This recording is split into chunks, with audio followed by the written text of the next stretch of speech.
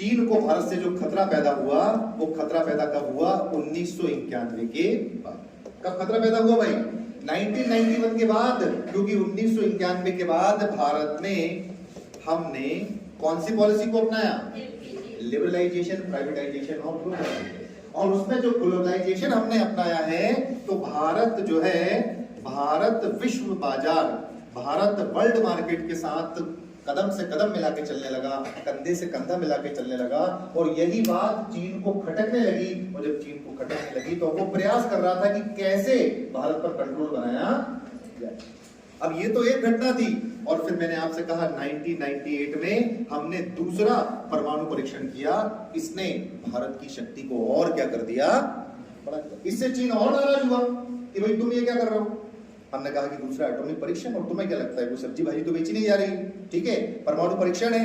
यहां तक भी मामला ठीक था, लेकिन 2001 के बाद जिस प्रकार यूएसए, जिस प्रकार अमेरिका ने भारत की मदद की, 2001 के बाद जिस प्रकार अमेरिका ने भारत की मदद की, और 2001 से लेकर के तो 2017-18 तक आप मान के चलिए अमेरिका लगातार भारत की मदद करता।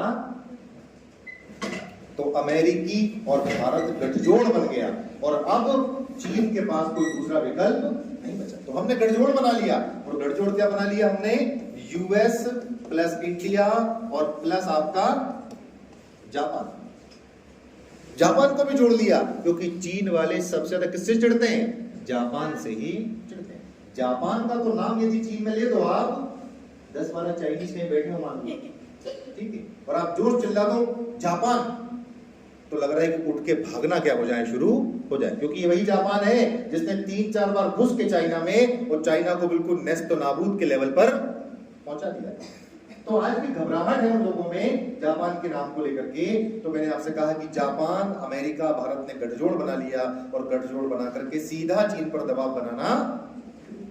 तो याद रखिएगा, ये जितने सीमा विवाद चीन ने खड़े किए हैं, चाहे सियाचिन का विवाद हो, अक्साई चिन का विवाद हो, जम्मू कश्मीर का विवाद हो, या जो है आपका अरुणाचल प्रदेश का विवाद हो, या नत्थी वीजा का विवाद हो, ये विवाद है नहीं, बस ये दबाव बनाए रखने का तरीका।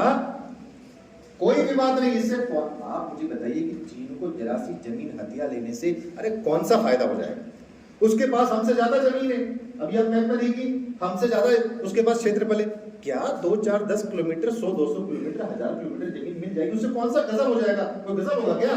कुछ गजब नहीं होने वाला, ऐसा कुछ होने वाला नहीं। ये तो बस दिखावा है। असली मामला यह है कि जिस तरह भारत की शक्ति बढ़ रही है, उस पर कंट्रोल करना है, क्योंकि भारत की बढ़ेगी तो अमेरिका की भारत में शक्ति बढ़ेगी, और अगर भारत की शक्ति बढ़ेगी तो जापान की भारत में शक्ति बढ़ेगी, और ये तीनों देश मिलकर के एक नया विश्व एजेंडा तैयार करेंगे, एक नया वर्ल्ड ऑर्डर बनाएंगे। क्या कहते हैं? एक नया वर्ल्ड ऑर्डर। इसको कहते हैं ए न्यू वर्ल्ड ऑर्डर।